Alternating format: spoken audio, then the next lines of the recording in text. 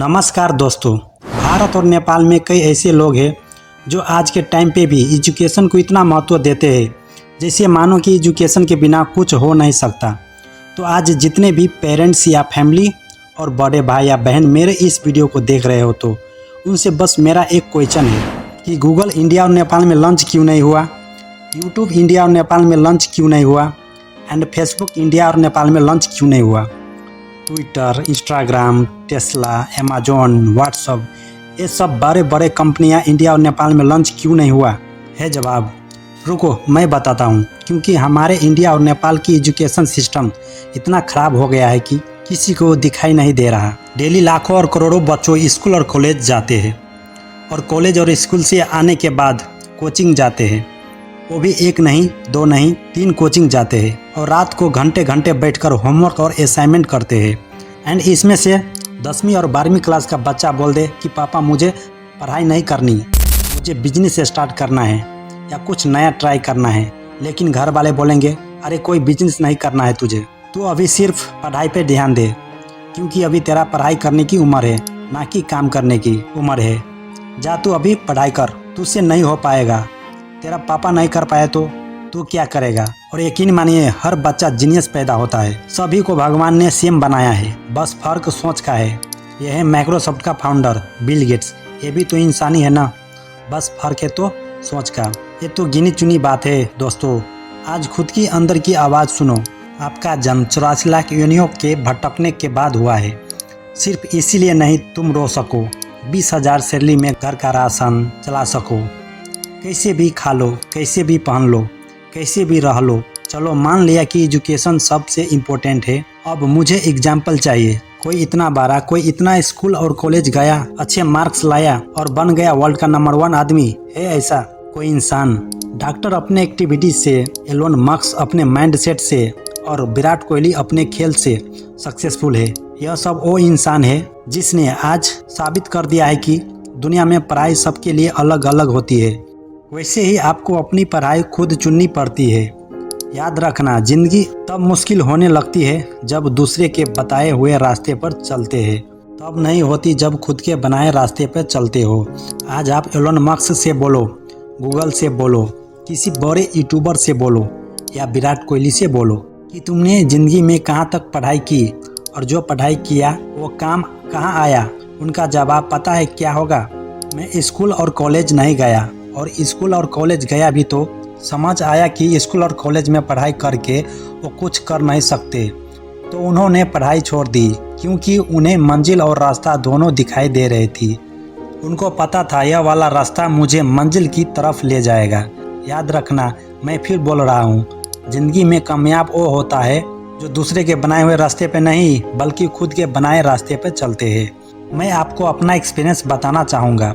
College, school, पढ़ाई वो रास्ते हैं जो आपको जॉब दिला सकता है और आपको बर्बाद कर सकता है। वो भी आज के टाइम पर ऑलरेडी लाखों एग्जाम्पल है।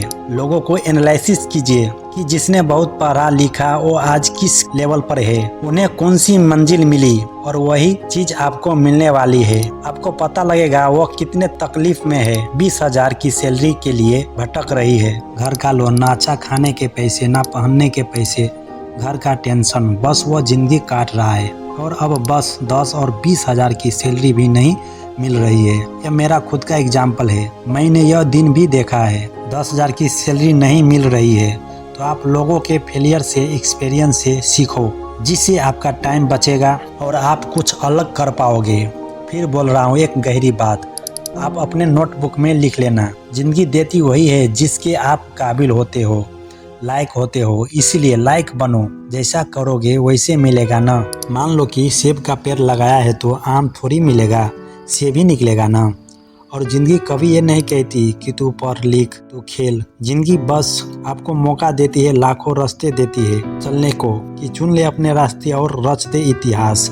और आप दिन भर पढ़ते हो, रटते हो, 1992 में ये हुआ वो हुआ, बीता हुआ कल पढ़ते हो। आज आप खुद देखो आप किस दुनिया में हो। एआई के ज़माने में जहाँ चुटकियों में सारा काम होता है। कोई आपसे पूछेगा नहीं कि 1980 में, 1992 में, 1995 में क्या हुआ। और यही सच्चाई है। आप एक मैबी एजुकेशन सिस्टम में फंसे हो। कई लोग बोलते हैं ग्रामर रटने से इंग्लिश आती है। अरे नहीं, ये टीचर का बिजनेस है, समझो। इसको आपको सीखना है तो वहाँ रहो ना जहाँ इंग्लिश बोलते हैं। एक्सपर्ट बन जाओगे इंग्लिश में। और बचपन में किसी ने आपको हिंदी बोलना सिखाया गया है? नहीं ना, ऑटोमेटिक आ गया है। वैसे ही इंग्लिश आएगा और इंग्लिश में एक नाम हासिल करोगे। बस सुनना शुरू करो। हर चीज़ का रास्ता अलग होता है, उसको खोजो, उसको डिस्कवर करो। एक ग्रामर रटने से आपको कभी भी इंग्लिश नहीं आएगा। यह एक बिजनेस है। देते रहो हजारों पैसे टीचर को, फंसे रहो। लेकिन अब आपको पूरे विस्तार से बताता हूँ आखिर कैसे बर्बाद हो रहे हैं ये लोग, कैसे नौकरी खत्म हो रही है और आपको कैसे फंसाया गया है। दोस्तों, हमारे गवर्नमेंट स्कूल की सबसे बड़ी डार्क साइड पता है क्या है? लालच ही है। हाँ, हमारे इंडियन और नेपाली पेरेंट्स सोचते हैं कि अगर हमारा बच्चा गवर्नमेंट स्कूल में पढ़ेगा तो सरकार की तरफ से कुछ ना कुछ पैसा मिलते रहेंगे। कभी ड्रेस के, कभी साइकिल के, कभी कुछ के और कभी कुछ के। यहाँ तक राशन भी देते हैं, स्कूल में खाना भी खिलाते हैं और हर फ्राइडे के एक अंडा भी देते हैं। इसके लालच से बच्चे स्कूल जाते हैं कि हमारा अटेंडेंस पूरा होगा तो सरकार की तरफ से पैसा मिलेगा। और ये सारी बातें बिल्कुल फैक्ट के साथ सच है। लेकिन हमारे माता पिता हमसे ज़्यादा एक्सपीरियंस है, वो इन सभी चीज़ को समझते हैं। फिर भी अधिकतर माता पिता अपने बच्चों को सरकारी स्कूल में भेजते हैं और यह उनकी मजबूरी होती है कि घर में ना राशन है ना पैसा। बच्चा स्कूल जा रहा है तो कम से कम उसका पेट तो भरेगा। इंडिया में लाखों ऐसे बच्चे और परिवार है जो भूखे सोते हैं, रहने तक का घर नहीं होता और पहनने तक का कपड़ा नहीं होता। और इसीलिए गवर्नमेंट स्कूल में ये सारी चीजें उपलब्ध कराई जाती है। लेकिन सच्चाई तो यह है कि वहाँ के टीचर्स बड़े मतलबी होते हैं। वो बच्चों के पैसे खुद रख लेते हैं जबकि उनको सैलरी अलग से मिलती है। तो क्या यही असली शिक्षा है? और आपने यह भी देखा होगा कि गवर्नमेंट स्कूल में पढ़ाई नहीं होती।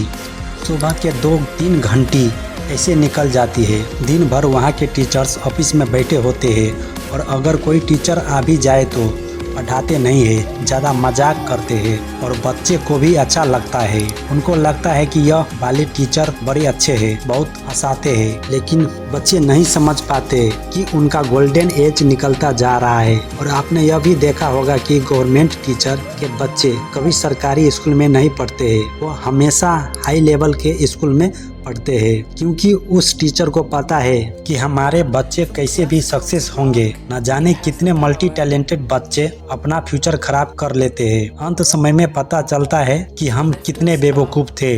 काश पढ़ाई ना करके कोई काम ही सीख लिया होता तो आज मेरे पास अच्छे खासे पैसे होते और यह साइकिल चलता रहता है। अब इस लड़के के बच्चे भी गवर्नमेंट स्कूल में जाएंगे।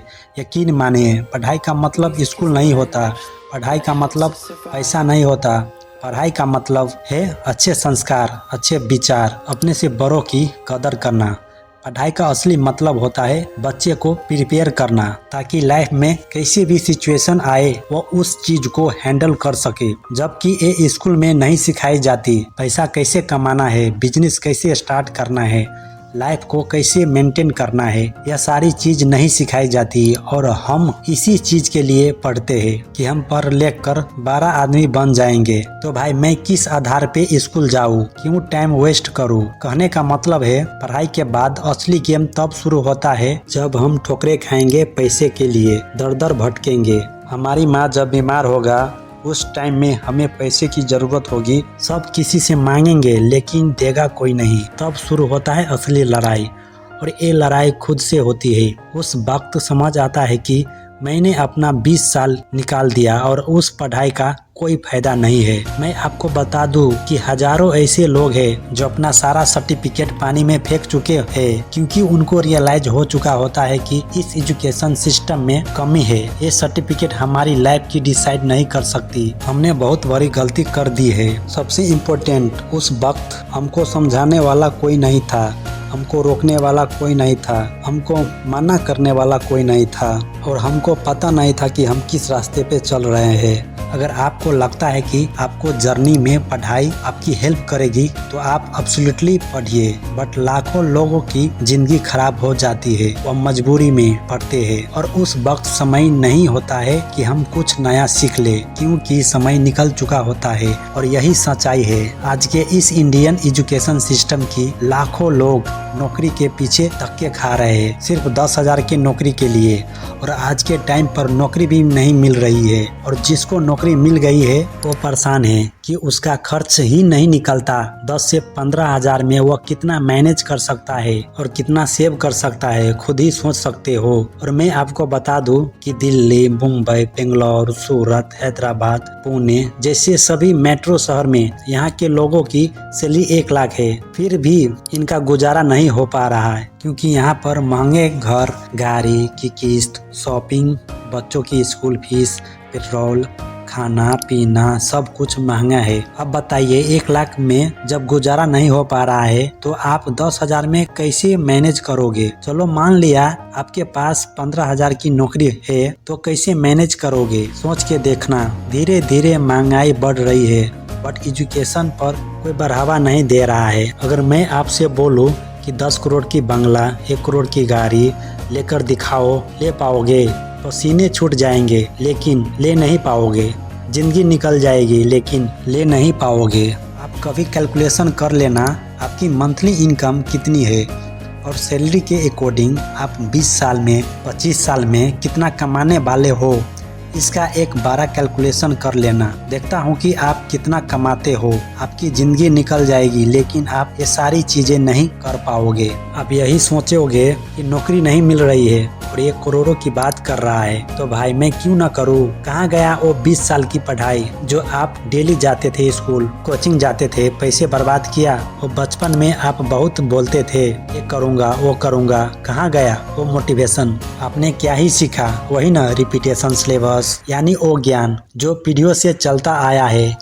आपने वही सीखा ना जो पीढ़ियों से चलता आ रहा है। आपके अंदर उतनी शक्ति थी कि आप कुछ भी कर सकते थे। जब मार्क जकरबर्ग फेसबुक बना सकते हैं तो आप इंडियन हो, कुछ भी कर सकते हो। इसीलिए आज अमेरिका आगे है कि वहाँ के बच्चे स्किल पे फोकस करते हैं, ना कि पढ़ाई पे। इसलिए फेसबुक, ट्विटर, इंस्टाग्राम, यूट्यूब ये सब अमेरिका में लॉन्च हुआ था और आपने कुछ नया नहीं सीखा।